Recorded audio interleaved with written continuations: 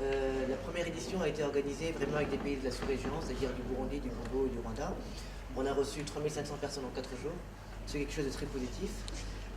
Pour cette seconde édition, ce qu'on a décidé justement, c'est de pouvoir s'ouvrir aux autres pays, c'est-à-dire des pays justement de l'Afrique de l'Ouest, comme le Cameroun, comme le Burkina Faso, comme l'Éthiopie, et de pouvoir justement les amener ici pour cette seconde édition, pour pouvoir participer justement à ce thème qui est briser le tabou et briser le non-dit.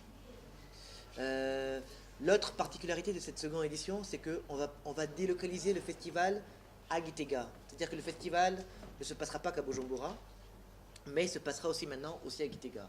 Donc ce sera sur 2 endroits, à Bujumbura et à Gitega. Le tout gratuitement.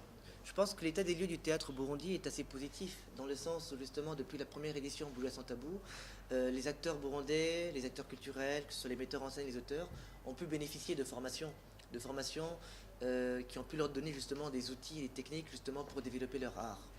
Et justement aussi l'une des particularités du festival Bouja sans tabou, ce n'est pas seulement que de se reposer sur les spectacles, mais c'est aussi de proposer aussi des formations. Justement, en amont du festival Bouja sans tabou, il y aura des formations sur le jeu d'acteur, la mise en scène et l'écriture dramatique. Donc, ce sera très très positif justement pour tous ceux qui veulent se lancer dans le théâtre, de pouvoir avoir des notions et des bases justement de théâtre professionnel, justement pour faire en sorte que leur théâtre soit moderne et beaucoup plus apprécié par les gens. Donc l'état des lieux pour moi est très positif. On voit l'émergence de nouvelles troupes et même la consistance de nouvelles troupes, comme justement que ce soit la troupe L'Empire, la troupe Mouchoualala, les Enfoirés.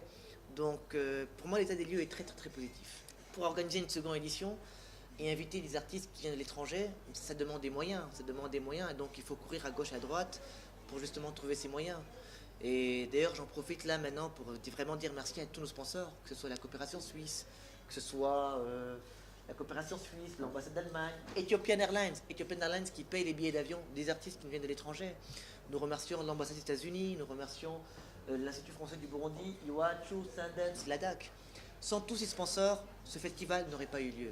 Donc on a la chance vraiment d'avoir des gens qui nous soutiennent dans nos projets, qui croient au théâtre et qui veulent faire en sorte que le théâtre puisse prendre de l'essor et prendre sa place dans la société burundaise.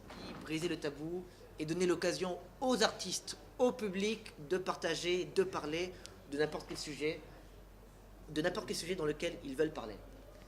Ouais. C'est vraiment ça le message.